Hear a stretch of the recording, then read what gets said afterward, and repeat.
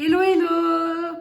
Alors, du coup, je reviens très rapidement parce que j'ai vu dans la barre des recommandations No More de Kim Yohan et c'est produit par Zayn-T. Et honnêtement, je suis tellement une grande fan de Zayn-T, de son style musical, enfin tout ça, je vous épargne les détails, mais je suis une fan énorme.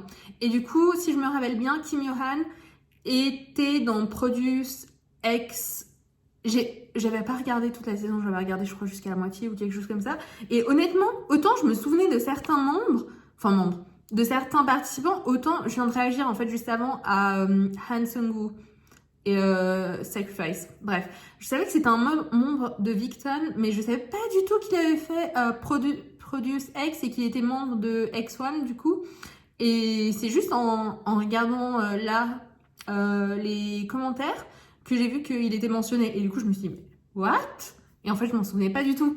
Même si, honnêtement, je pense que j'ai une bonne mémoire de tête et de vue.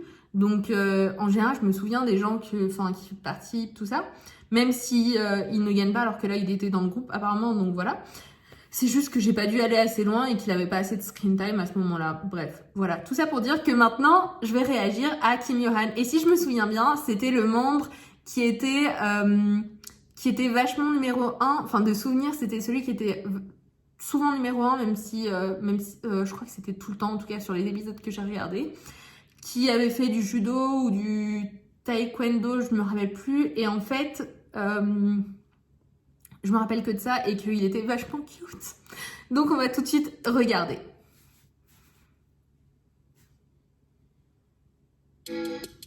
Ah, j'ai cru qu'il n'y avait pas le son. Ok, donc il est encore cute. Mais je sais pas à quoi m'attendre.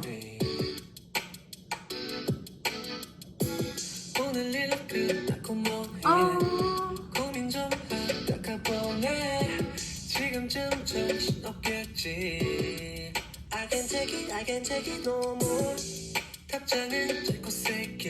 Je sais pas pourquoi j'aime tellement. Enfin, il y a des choses qui font sourire et ça me fait sourire.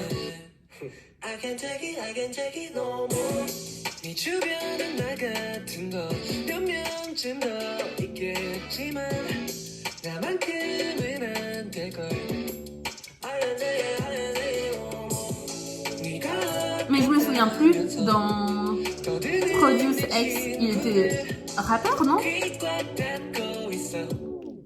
Ah, les petits tatouages.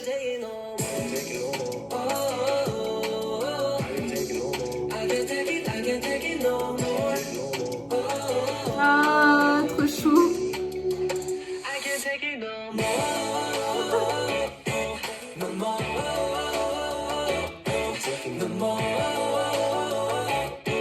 Donc lui, il a débuté en solo, il fait partie d'aucun groupe? Ou bien? Oh, est-ce que vous pouvez regarder ça et me dire qu'il est pas hyper chou? Regardez.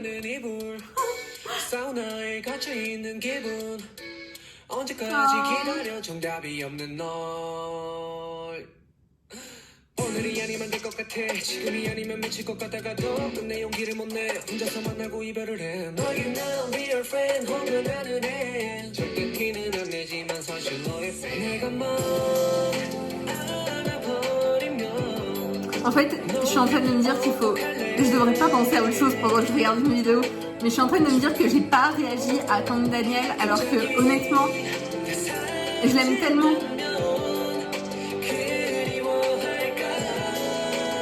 Et que j'ai pas écouté ses chansons en solo, je crains tellement. Ok. Oh, la danse c'est aussi chou.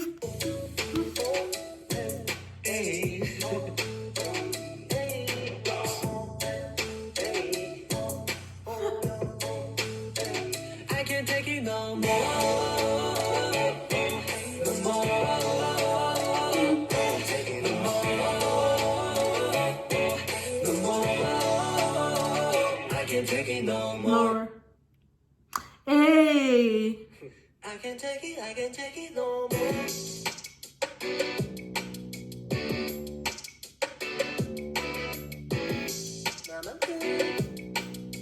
Oh wow.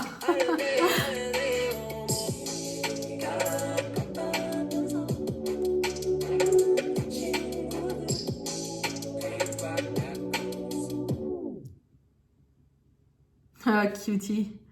Alors, honnêtement, je m'attendais pas à ce genre de chanson.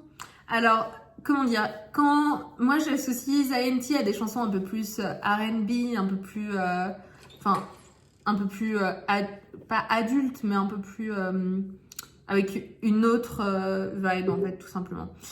Et j'ai été agréablement, enfin, je trouve que si ça aurait été une chanson adulte, ça aurait pas collé avec l'image de Kim Yohan. Enfin bref, du coup, j'ai été agréablement surprise, j'ai bien aimé, c'était hyper cute. Enfin, en fait, tout ce que j'en retire, c'est que c'était une chanson fraîche, cute, avec un refrain entraînant. Et honnêtement, tu gardes ça en tête. Enfin, et honnêtement, tu gardes ça en tête, tout simplement. Et puis, je sais pas, c'était.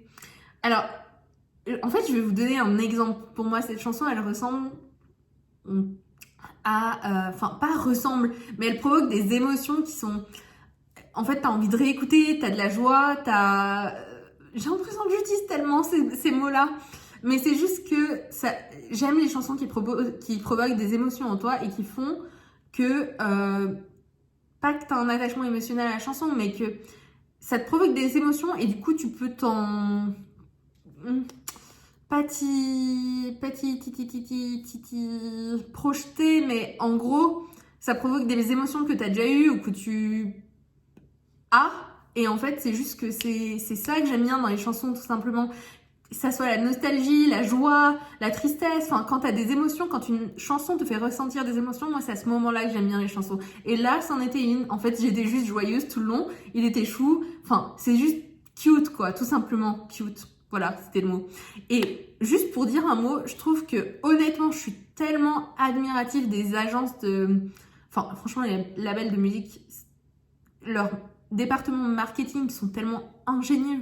Parce que quand on y pense, enfin, quand tu travailles en marketing, et ben là, tu penses à l'artiste comme une marque, comme un produit que tu dois vendre en fait. Et c'est juste qu'ils le marketent tellement bien. Enfin, honnêtement, c'est juste ce qu'attendent les fans. Enfin, t'as juste des labels où ça marche tellement bien et dans as d'autres, oui, bien sûr, où ça marche pas bien. Le marketing, voilà, ça suit pas trop. Mais là, honnêtement, je trouvais qu'en fait, t'avais l'image déjà tout le long de la chanson.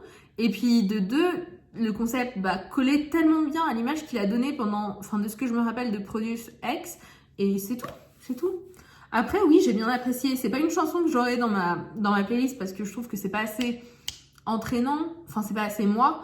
Mais j'ai bien aimé. Honnêtement, j'ai bien aimé. Et de temps en temps, écouter ce genre de chanson, c'est très bien aussi.